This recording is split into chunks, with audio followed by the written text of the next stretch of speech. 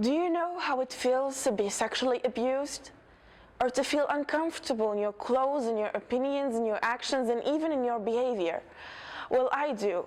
And I have to deal with these situations almost every day and everywhere, in the street, in public spaces, and even in my school. I am 17 years old and I am Tunisian. And my country was the very first country in which women had the right to vote. But that didn't stop the fact that these actions are just a fake picture to hide what's in reality.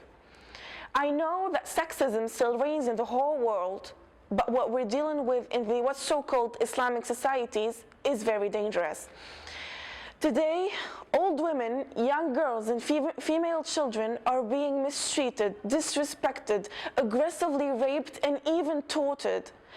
But the question is, where are those Islamic provisions that are supposed to defend us and call for justice and equality? No, they're only used to achieve some people's dirty and egoistic goals.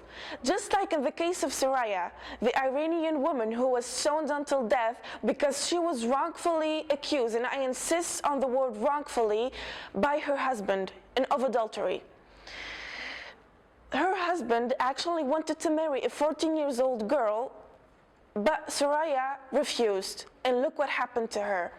I am sorry, my sister, to tell you that today you are forced to marry a man with 3 wives, or a man who is 60 or 70 years older than you, and you don't have the right to say no, or face him, or fight him. You don't have the right to defend for yourself, because you're just a woman. Uncountable crimes were done by men, and we end up paying the price, even though we are the victims. People and Islamists who pretend to understand Islam say that a man, the symbol of power and of strength, of courage and of intelligence, while a woman, she's just a symbol of weakness and stupidity, and that she was only created to cook, to look after the house and the children, and to obey her husband, and never dares to raise her voice at him or say no. She's just a pathetic creature. What a shame, and what a miserable world. We shall stop this. We shall avenge for our mothers and grandmothers and great-grandmothers.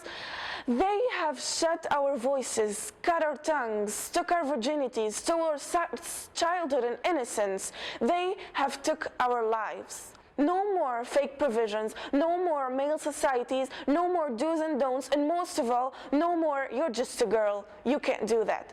And that's for the good of the next generations. We must all fight for our rights. We must create justice and equality and make the real Islam rule the world. We shall take our places in the society. We can dance, we can sing, we can act. Today, my sister, you can be a lawyer, a judge, a doctor, you can ask for divorce, you can rule a country, you can make the world a better one. It's a cry for panic.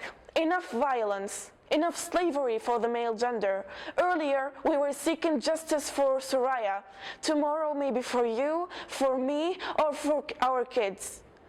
It's time to say no for sexism and yes, for the gender equality.